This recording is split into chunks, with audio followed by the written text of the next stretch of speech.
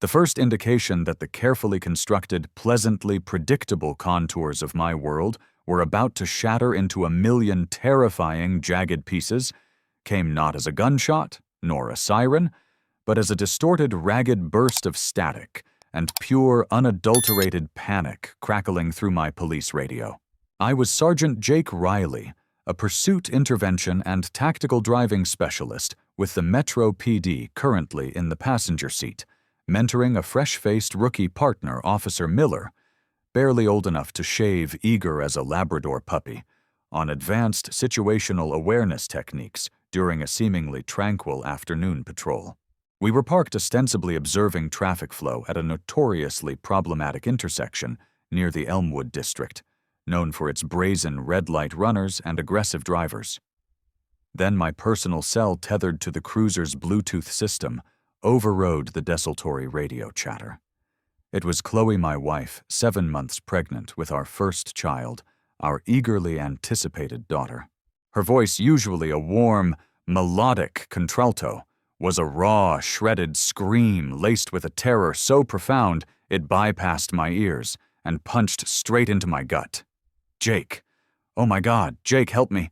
The car won't slow down. The accelerator, it's stuck. I can't stop it. Oh God, Jake, I can't stop. A cold dread sharper and more visceral than any bullet I'd ever faced pierced through me, stealing the air from my lungs.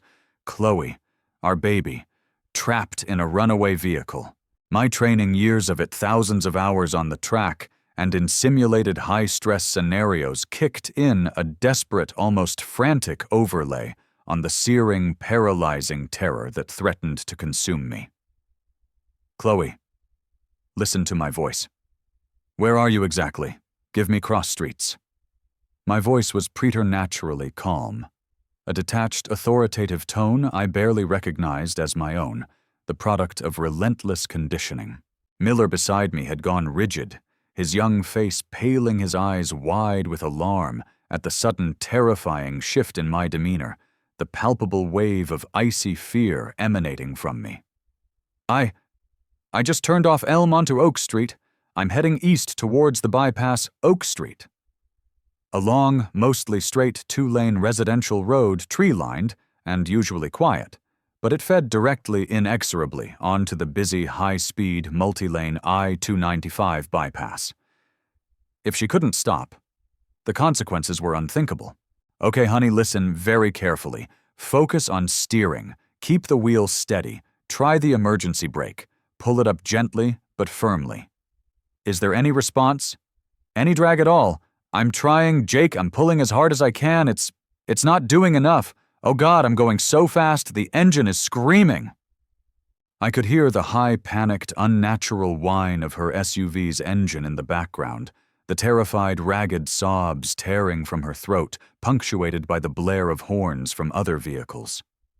This wasn't a simple mechanical failure. This felt profoundly wrong, horribly, deliberately, maliciously wrong. And one cold, calculating, immaculately coiffed image flashed with sickening clarity into my mind: Karen Davison. Chloe and I, until this horrifying moment, had been blissfully, uncomplicatedly happy, eagerly, joyfully awaiting the arrival of our daughter. The nursery at home was painted a soft, sunshine yellow. Tiny, impossibly soft clothes filled the drawers, and our evening conversations were a tapestry woven with dreams for the future, with whispered hopes and gentle laughter.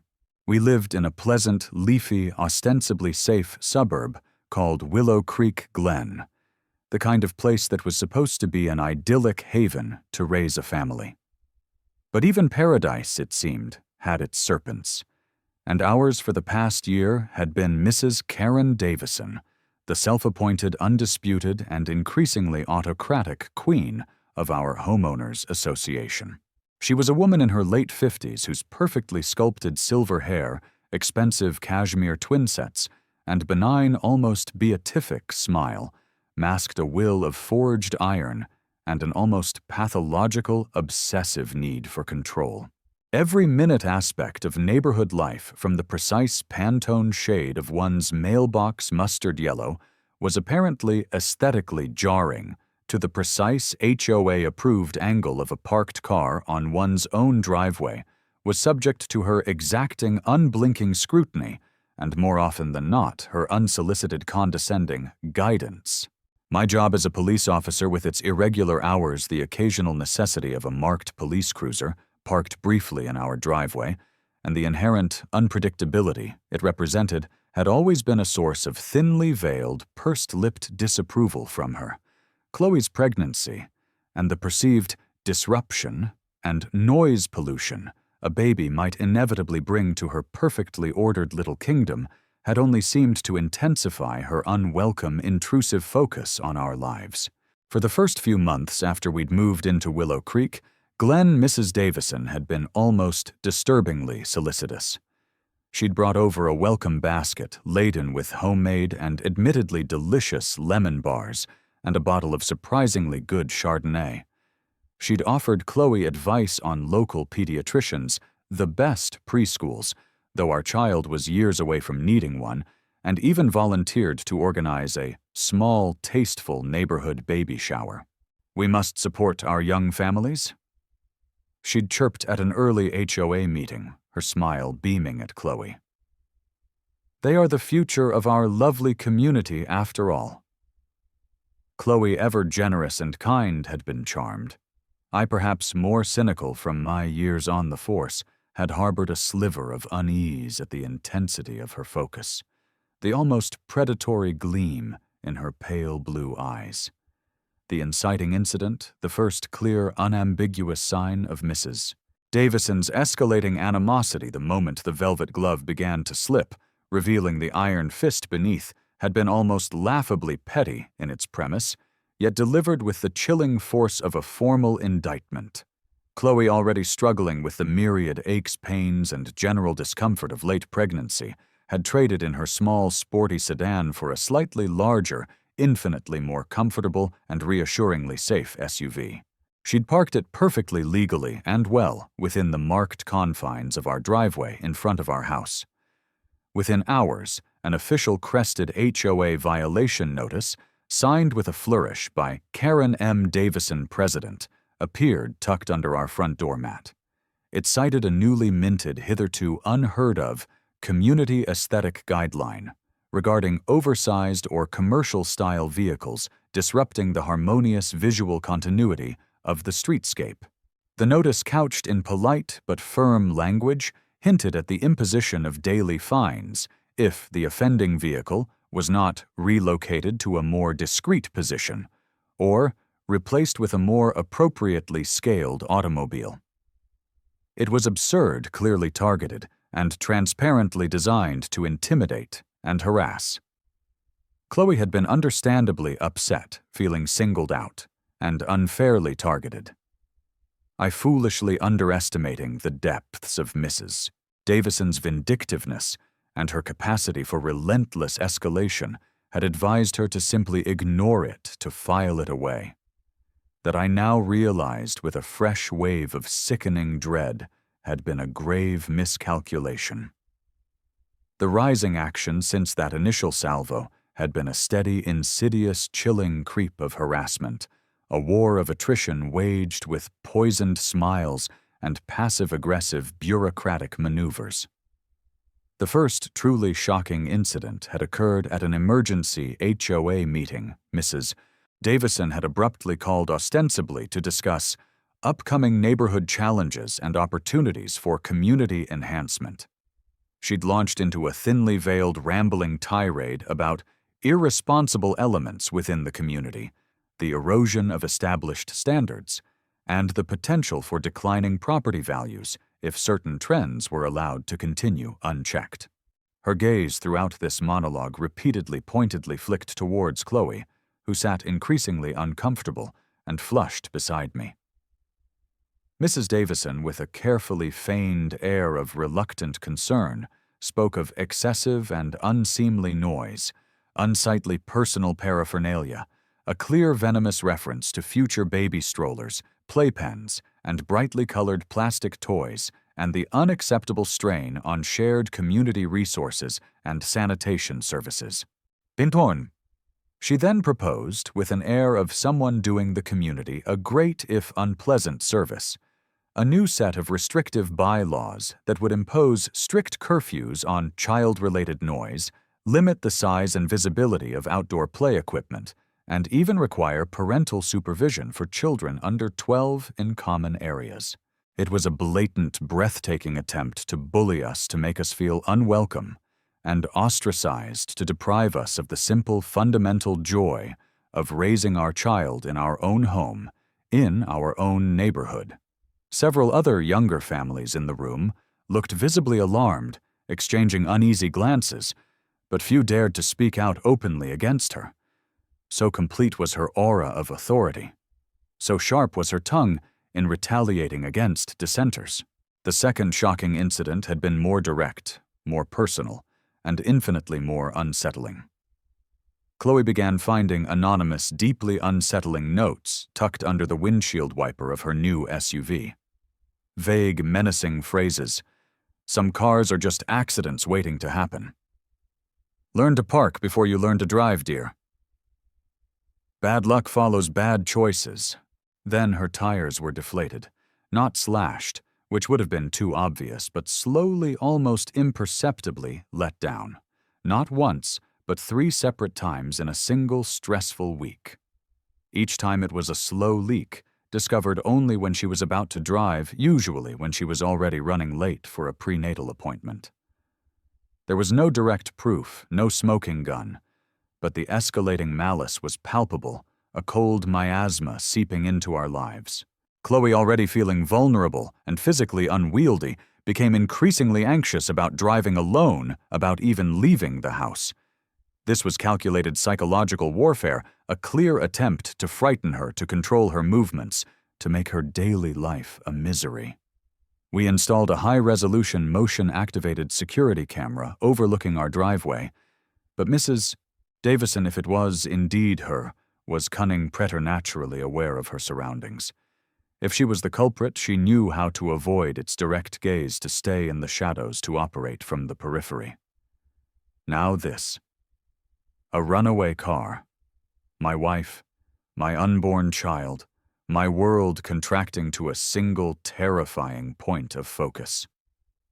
Miller, I barked, my voice like chipped flint, devoid of all emotion save a chilling, focused intensity. Radio dispatch priority 1 code 3. Officer needs immediate assistance, possible vehicular sabotage. Repeat, vehicular sabotage. Victim is my wife, 7 months pregnant female. Runaway vehicle is a dark blue Ford Escape newer model license plate, Kilo Victor Charlie 589. Currently eastbound on Oak Street, rapidly approaching the I-2925 bypass. Accelerator is reported stuck. I am taking lead pursuit. Advise all responding units, this is a rescue operation, not a criminal takedown. Primary objective is to stop her safely. Secondary is apprehension of any suspect. I want air support, if it's available, and every unit in a 5-mile radius converging. Miller, to his credit, was already on the radio. His voice urgent but surprisingly steady, relaying the critical information with concise professionalism as I slammed our high-performance pursuit cruiser into gear. The tires screamed in protest as I executed a controlled high-G U-turn, lights and siren erupting, shattering the deceptive suburban quiet into a million panicked fragments. My mind was a maelstrom of tactical calculations, risk assessments, and raw, consuming elemental fear.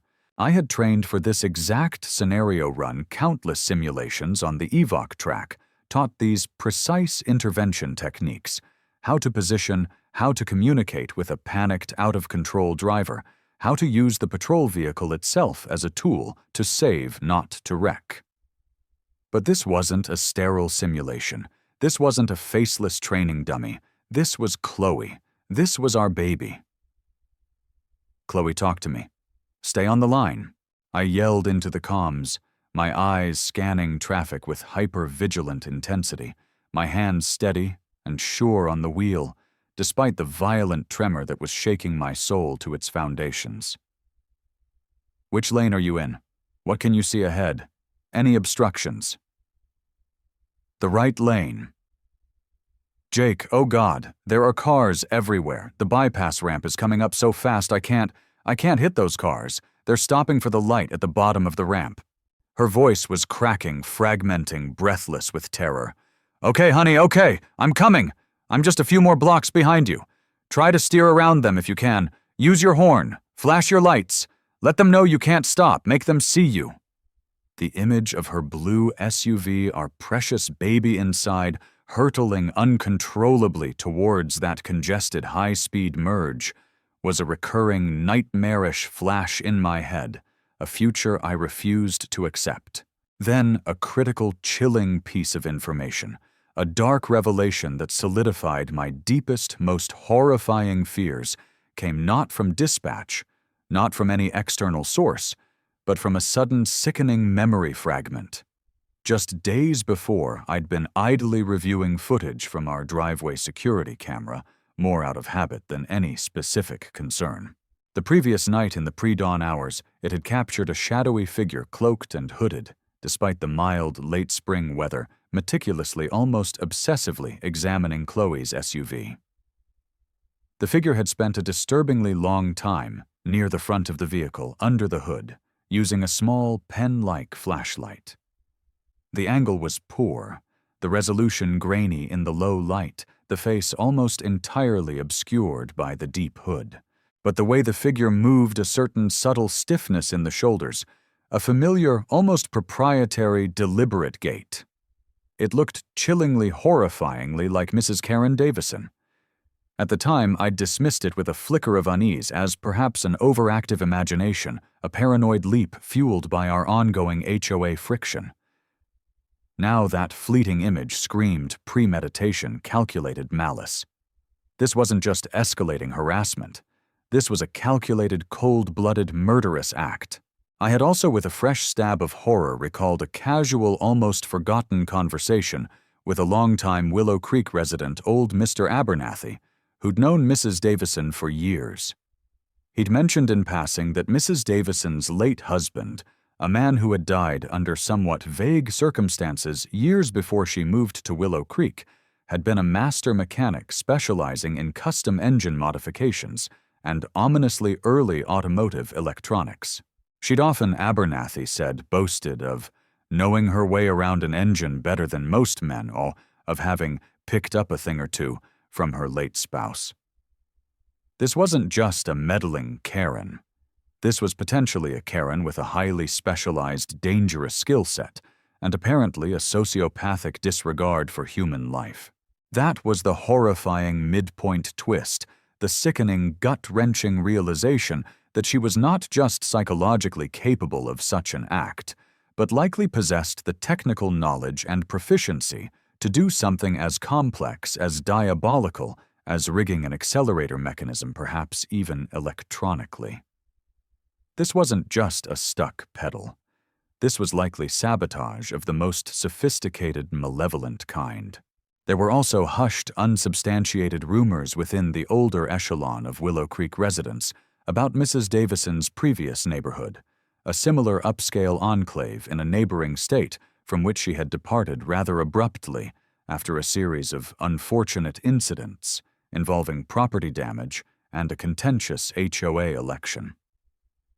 No charges were ever filed, but the whispers painted a picture of a woman capable of ruthless, underhanded tactics when thwarted. We were closing the distance now, the powerful engine of the cruiser roaring. I could see Chloe's blue SUV 2 blocks ahead moving with an erratic, terrifying velocity, other cars swerving violently, belatedly to avoid it. Chloe, I see you. I have eyes on you. I'm right behind you now, baby. Don't look back. Just focus on steering. We're going to get through this together. Nothing. My voice was calm, authoritative. The voice I used in critical incident situations. The voice I prayed would cut through her escalating terror, ground her, give her an anchor. The bypass ramp was looming, a wide concrete funnel leading directly to a potential multi-car pileup, to unimaginable disaster. All units in pursuit. I broadcast my voice, tight but controlled. I am making visual contact with the target vehicle. Driver is my wife, repeat my wife, 7 months pregnant. She is conscious but in extreme distress. I am preparing for a possible rolling roadblock, or as a last resort, a precision immobilization technique if she cannot maintain control on the ramp or merge safely. Clear the bypass ahead, I need at least a 2-mile sterile corridor. A pit maneuver on a vehicle with a suspected deliberately stuck accelerator and a heavily pregnant driver was an absolute desperate last resort, incredibly dangerous, fraught with catastrophic risk, but marginally less dangerous than letting her hit active highway traffic at uncontrolled full throttle. The climax of this waking nightmare unfolded in a terrifying high-stakes ballet of speed, precision, and raw, adrenaline-fueled desperation. I expertly maneuvered the cruiser weaving through the thinning traffic and pulled up alongside Chloe's passenger side, matching her terrifying speed, the deafening roar of our engines and the shriek of tortured tires filling the air. I could see her face clearly now, ashen, pale, streaked with tears. Her knuckles bone-white as she gripped the steering wheel with a death-like intensity. "Chloe, look at me, turn your head and look at me, just for a second." Her terrified, tear-filled eyes, wide with a mixture of hope and utter despair, met mine across the terrifyingly small gap between our speeding vehicles. "I'm here, baby. I'm right here beside you. We're going to do this together. I need you to listen to me very, very carefully. When I give you the word, I want you to steer gently, smoothly towards me, towards my cruiser. I'm going to use my vehicle to help slow you down to create friction. Do you understand me, Chloe?" She nodded a tiny, jerky, almost spastic movement, her gaze locked on mine. "She's losing it, Jake." Miller's voice crackled in my ear, tense but focused. "The traffic on the bypass is heavier than we thought. Backup is still trying to clear a path. This was it. No more time. Traffic on the bypass ahead, despite my unit's best efforts, was still alarmingly dense, a small, horrifying miracle we hadn't anticipated. My supporting units were working frantically, lights blazing, sirens screaming to clear the lanes ahead, to create that vital, sterile corridor, but a slow-moving gravel truck in the right lane was proving a stubborn, oblivious obstacle. "Now, Chloe, gently, towards me. That's it. Easy does it." As she, with incredible courage and trust, nudged her runaway SUV towards my cruiser, I expertly, precisely angled my vehicle, allowing her front passenger side quarter panel to make firm, controlled contact with my reinforced rear driver side quarter. It was a textbook controlled friction slow-down, a high-risk technique we practiced endlessly on the skid pan, but rarely if ever used under such extreme, emotionally charged duress, with stakes this impossibly terrifyingly high. The deafening, grinding screech of metal on metal, the shower of sparks, the acrid smell of burning rubber and tortured steel was horrific. A soundtrack to my deepest fears, but it was working. Her speed, indicated by the Doppler shift in her engine's desperate whine, was dropping agonizingly, terrifyingly slowly. We were on the bypass now, a maelstrom of screaming sirens, roaring engines, protesting metal, and intensely focused, desperate, coordinated effort. I guided her inch by agonizing inch towards the wide, paved emergency shoulder, still using the immense power and stability of my vehicle to bleed off her deadly momentum. Finally, with a jarring, violent lurch that threw us both hard against our seatbelts, both vehicles slewed to a halt, locked together in a grotesque, steamy embrace. Steam and smoke hissing angrily from under both crumpled hoods. For a long, suspended moment, there was an almost deafening silence broken only by the ragged, desperate sound of Chloe's hysterical sobbing and my own harsh, rasping breathing. Then I was out of my car, adrenaline giving me a strength I didn't know I possessed, yanking open her jammed driver's side door. She practically fell into my arms, trembling uncontrollably, her body limp with shock and exhaustion. "It's okay, baby. It's okay. You're safe now. The baby's safe." I held her tight, my own heart hammering against my ribs like a trapped bird, burying my face in her hair. breathing in her scent, a prayer of thanks caught in my throat. Paramedics who had been staged nearby were already swarming, their movements swift and professional, other officers rapidly securing the chaotic scene, diverting the now gridlocked traffic. As they gently, expertly led Chloe towards the waiting ambulance, her hand clutching mine in a vice-like grip, my gaze, sharp and predatory, fell on a small, almost hidden side street. An access road overlooking the bypass, not 50 yards from where our mangled vehicles had finally come to rest. A sleek silver Lexus sedan, identical in every detail to the one Mrs. Karen Davison drove with such regal disdain, was attempting to pull away from the curb, trying to merge discreetly, almost invisibly, into the now forming massive traffic jam on the surface streets above the bypass. But there was nothing discreet about the cold, hard, almost reptilian glint of satisfaction I'd glimpsed on the driver's face, her features sharply illuminated for a split second as she looked back with an expression of chilling triumph at the scene of devastation she had wrought. She hadn't expected Chloe to survive. Then, as if sensing my gaze, she did something that made my blood run colder than the grave. She raised a hand, a small, almost delicate wave, and a thin, cruel smile touched her lips before she turned her attention back to navigating the traffic. It was a taunt, a victory lap. "Miller!" I yelled, my voice raw, cracking with a sudden explosive rage. "That silver Lexus pulling away from the access road. It's her! It's Davison! Do not let her get away! Box her in!" Miller, bless his rookie instincts and quick reflexes, reacted instantly, his own cruiser, which had been providing rear guard, peeling out with a squeal of tires to intercept. But Mrs. Davison, seeing she was spotted, her escape route compromised, accelerated recklessly, dangerously, trying to weave through the snarled traffic. It was a short, almost pathetic, and ultimately futile chase. Cornered by Miller and another responding unit, she was forced to pull over less than a quarter of a mile away. I walked with deliberate, menacing slowness towards her car. My face, I knew, a mask of cold, implacable fury. She rolled down her window as I approached, her expression one of carefully feigned innocence, of mild, almost bored annoyance. "Sergeant Riley, is there some sort of problem? Quite a commotion you've caused on the bypass. I do hope no one was seriously inconvenienced. Karen Davison." I said, my voice deadly quiet, each word dropping like a shard of ice. "You are under arrest for 2 counts of attempted murder, my wife and my unborn child, aggravated assault with a deadly weapon, reckless endangerment, causing grave risk of death to multiple persons, and felony vehicular sabotage."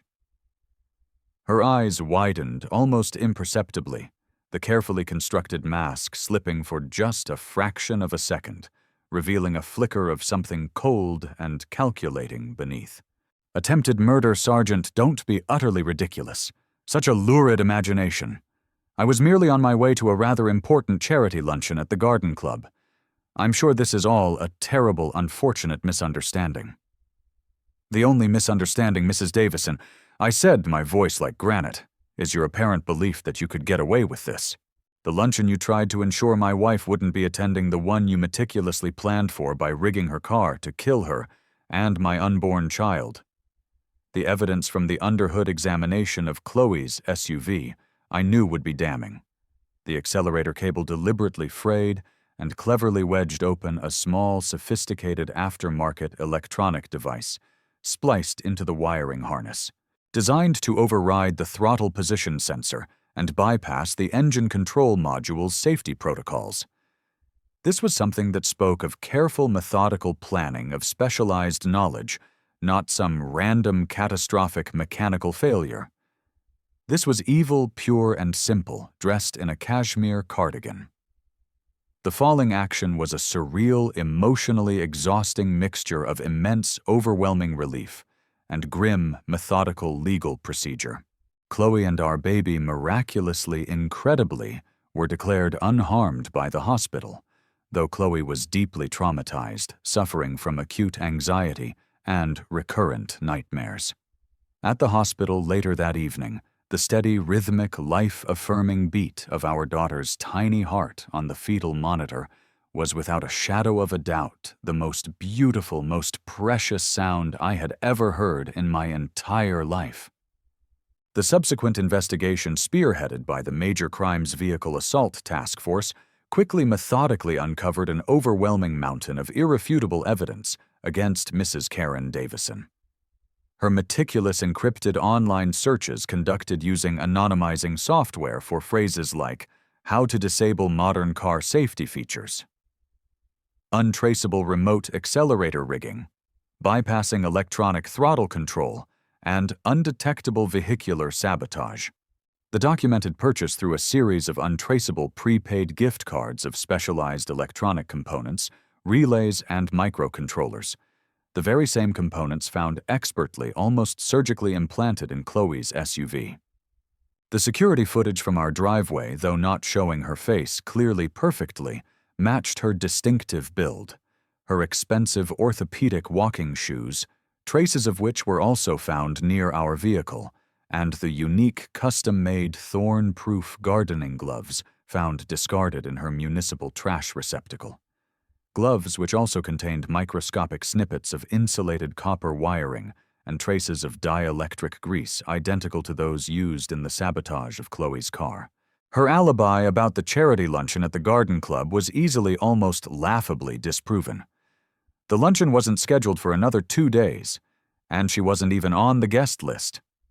Furthermore, financial records subpoenaed from the HOA revealed a pattern of increasingly desperate embezzlement by Davison siphoning funds into a hidden offshore account. It appeared she was planning to flee the country, and Chloe, who as a volunteer neighborhood watch captain had access to preliminary HOA financial statements and had innocently questioned some unusual expenditures at a recent meeting, had become an unacceptable risk, a loose end to be eliminated. Davison had also, it was discovered recently, taken out a substantial and highly suspicious insurance policy on the HOA's communal property with herself as the primary beneficiary in the event of catastrophic loss or damage. The runaway car, had it caused a massive fiery pileup on the bypass, might have been just the diversion she needed. The resolution, if such a thing can truly be found after such a profound violation, came in a sterile, hushed courtroom many months later, after our daughter, Lily Grace Riley, had been born. A beautiful, healthy, vibrant symbol of life's fierce, indomitable persistence in the face of calculated malice. Karen Davison faced with the irrefutable, crushing weight of the evidence, the cold, hard, undeniable facts of her calculated sociopathic cruelty, her elaborate web of deceit and financial malfeasance, was found guilty by a jury of her peers of attempted vehicular homicide, aggravated assault, multiple counts of reckless endangerment, and grand larceny. Her carefully constructed facade of genteel, civic-minded respectability had been utterly irrevocably shattered, revealing the twisted, malevolent, narcissistic core beneath. She was sentenced to a lengthy, well-deserved prison term, the judge citing her chilling lack of remorse and profound and dangerous disconnect from societal norms. The Willow Creek Glen neighborhood, shocked to its core and deeply horrified by the darkness that had festered in its midst, slowly, cautiously began to heal. The HOA was summarily disbanded, its assets frozen, its power to tyrannize and terrorize nullified, eventually reformed under a new charter emphasizing transparency, community, and genuine neighborly respect. Holding Lily, my tiny, perfect daughter, her small hand gripping my finger with surprising strength, watching Chloe sleep peacefully. Finally beside me, her face relaxed and free from the shadows of fear, I knew with a certainty that settled deep in my bones that we had faced the absolute worst of human nature and had, through courage, skill, and no small measure of luck, survived. The memory of that terrifying high-speed chase, the sound of Chloe's desperate screams, the chilling glint of triumph in Karen Davison's eyes would undoubtedly linger a permanent scar on our peace, a dark shadow in the recesses of our minds. But the overwhelming incandescent joy of our daughter's arrival, the enduring, unshakable strength of our love for each other, and the unwavering, steadfast support of our true friends, our family and my brothers and sisters in blue. These were the powerful, life-affirming forces that would define our future, that would illuminate our path forward. My job?